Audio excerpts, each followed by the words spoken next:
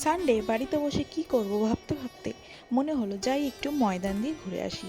যেমন ভাবা তেমন কাজ। সূর্য প্রায় অস্ত যাচ্ছে এই টাইমে আমি পৌঁছে গিয়েছিলাম ময়দানে।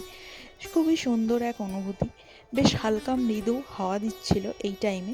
এর আগে তো একদমই যাওয়া পসিবল না, কারণ 5টা অবধি যা রোদ থাকে মানুষে পুরো প্রায় হাফ বয়েল হয়ে যাবে। এই ময়দান স্টেশন থেকে বেরিয়ে, মানে মেট্রো স্টেশন, খুব সুন্দর সুন্দর গোলাপ ফুল বিক্রি হয়। এরপর একটা দেখলাম আইসক্রিম গাড়ি দাঁড়িয়ে থাকে, সবসময়ই থাকে, যারা যান তারা জানেন। তা আমিও ভাবলাম এই গরমে যতই গলা ব্যথা হোক আর যাই হোক, একটু ঠান্ডা লেগেছিল বটে, তাও একটা আইসক্রিম নিয়ে নিলাম।